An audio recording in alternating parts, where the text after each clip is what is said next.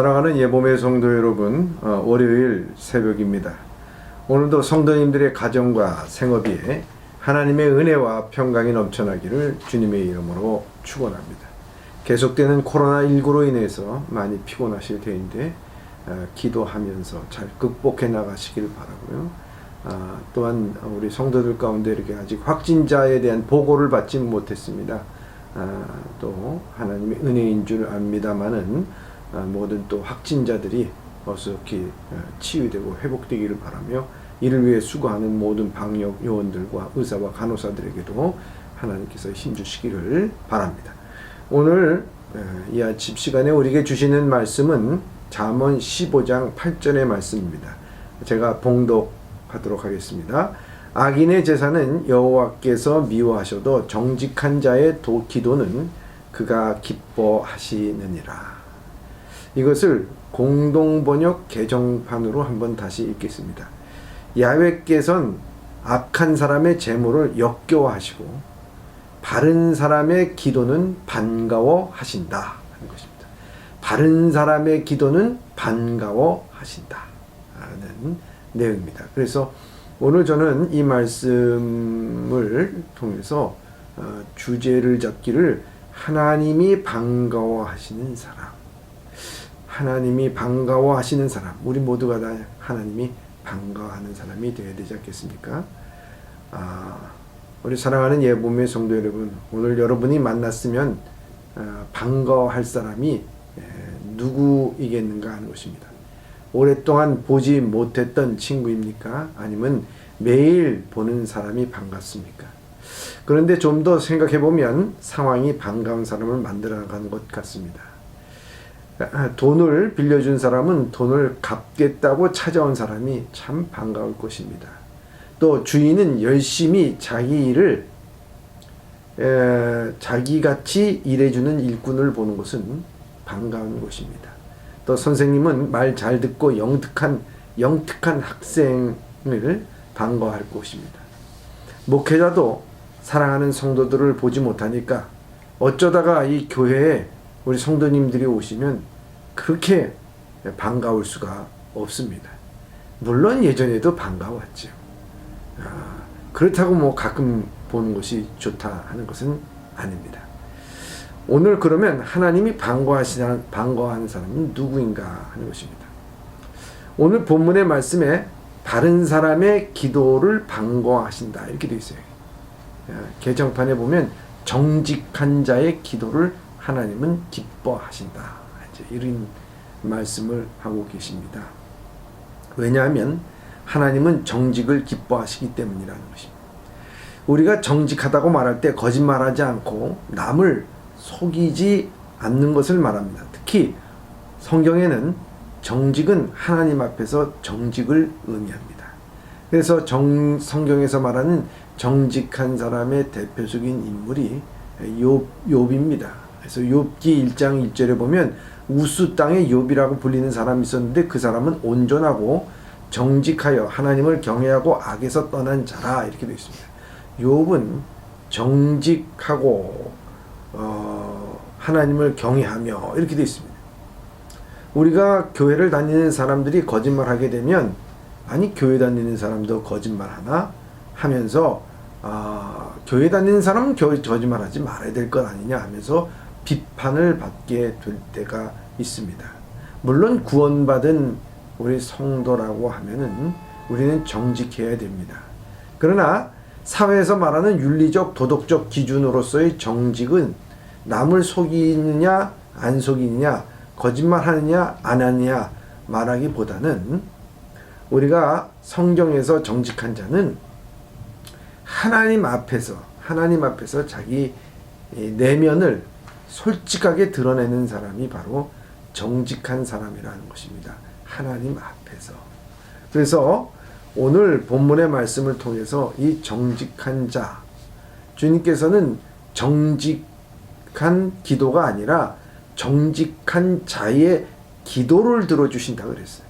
그러니까 우리가 정직한 자가 되는 것이 먼저 중요하고 그 정직한 자로서 기도하는 것이 그 다음이다. 이렇게 말할 수가 있습니다.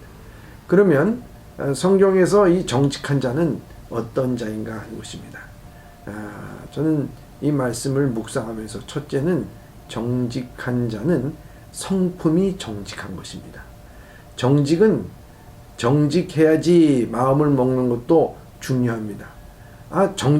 요번에 이거 할 때는 내가 정직해야 될 거야 하면서 의식적으로 정직을 하는 것도 중요하지만 정직한 삶을 살아가다 보면은 우리가 정직한 것이죠.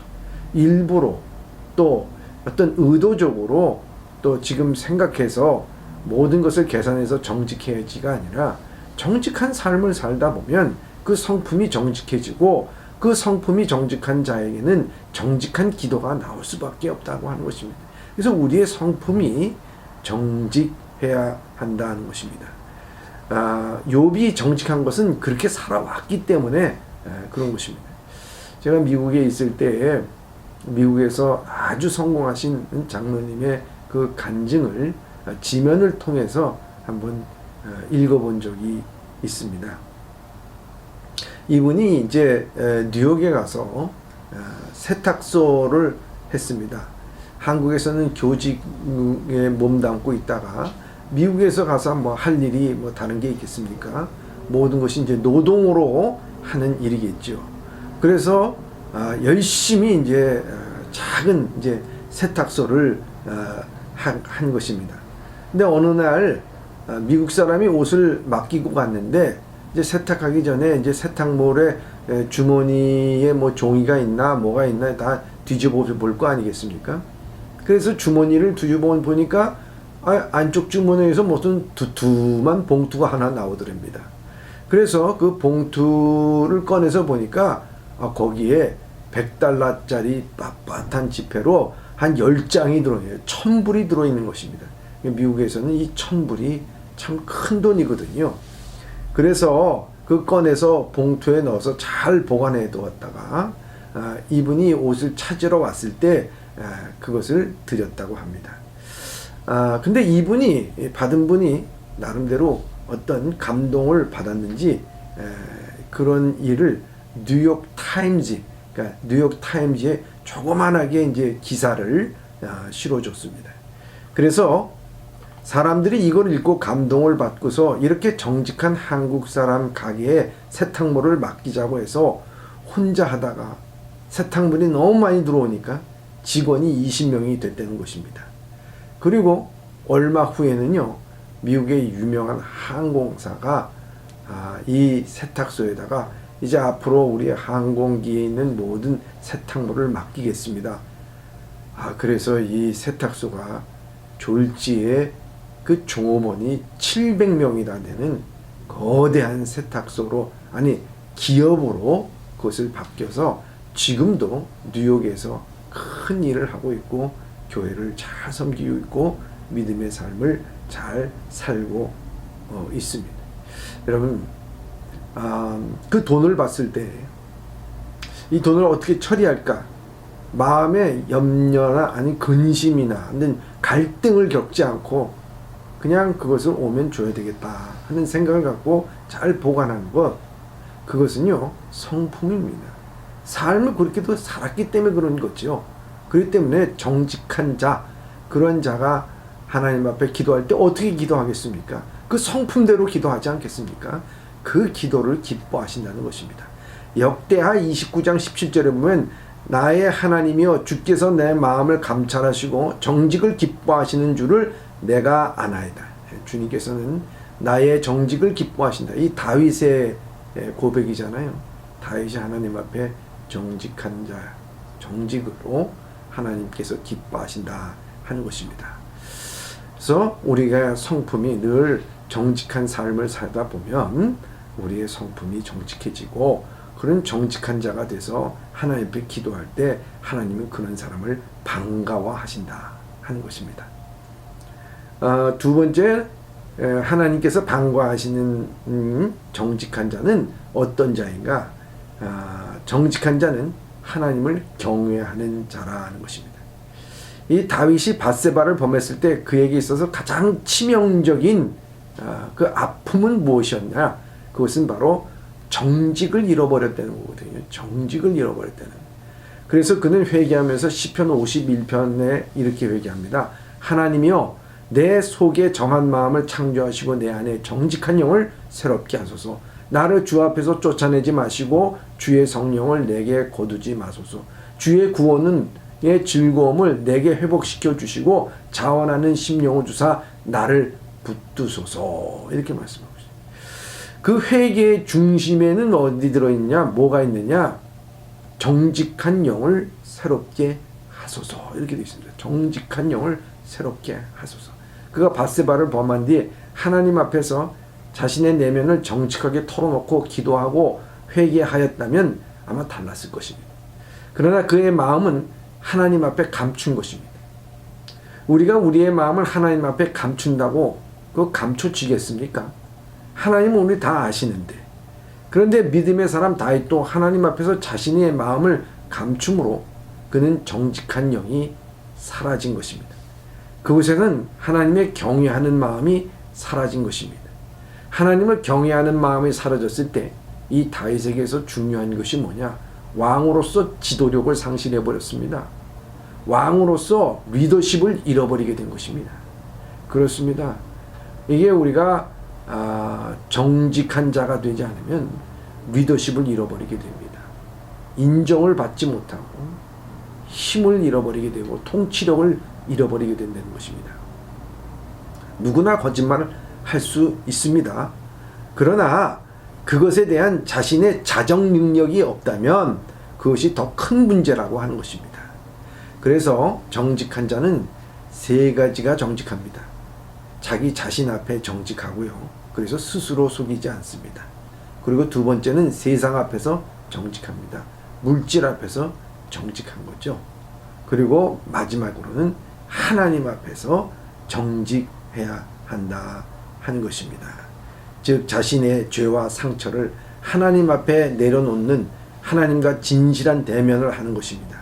하나님은 결코 정죄하지 아니하시며 오히려 우리를 긍휼히 여겨주시고 또 정직하게 고백하는 자를 위로하시고 회복시켜 주시는 것을 우리가 믿고 나갈 수 있기를 바랍니다. 그래서요, 우리가 정직한 자는 반드시 하나님을 경외하는 삶을 사는 사람은 정직한 자입니다. 그때 그 정직한 자의 기도는 하나님께서 반가워하신다는 것입니다. 세 번째, 정직한 자는 어떤 자인가? 정직한 자는 마음이 평안한 자입니다.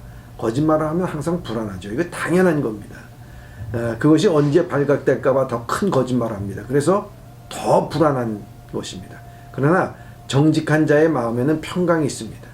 초대교회에 성도들이 두려움의 사건이 있었습니다. 성도들에게 아주 두려운 사건이 있었는데 그것이 다름이 아니라 아나니아와 삽비라의 사건이었습니다. 부부가 한날의 죽음을 맞이했습니다. 그 죽음의 원인은 성령님을 속인 것입니다. 거짓말한 것입니다. 땅을 팔았습니다. 그리고 그 땅을 판 값을 얼마를 숨기고 나머지를 하나님 앞에, 교회 앞에 내놓았습니다. 베드로 앞에서 성령님을 속인 죄로 인하여 죽음을 맞이하게 됐습니다. 베드로가 두 번째 온 이 아내에게 이렇게 물어봅니다. 이게 판돈의, 땅 판돈의 전부입니까? 물어봤을 때 감추고 온 이 아내는 얼마나 불안하고 얼마나 두려웠겠습니까? 그런데도 그것이 드러나는 것이 두려워서 이게 전부입니다. 말하는 순간 그 영혼이 떠난 것을 볼 수가 있습니다. 문제는 사람은 속일 수가 있어요. 그런데 하나님의 영을, 하나님을 시험한 거라고 성경은 되어 있습니다. 그렇습니다. 거짓은 하나님을 시험하는 것입니다. 하나님을 시험하고 그 마음이 평강이 있을 수가 있을까요? 없다는 것이죠. 그러기에 주님이 주시는 평강을 지키기 위해서는 하나님을 시험하지 마십시오. 그것이 바로 정직한 자의 모습입니다. 이러한 마음의 평강을 빼앗기지 않기 위해서 정직할 때 하나님께서는 그 정직한 자를 반가워하십니다. 오늘도 하나님이 반가워요 맞이할 수 있는 여러분이 되시기를 주님의 이름으로 축원합니다. 기도하겠습니다. 사랑의 하나님 아버지, 오늘도 정직하기를 원합니다.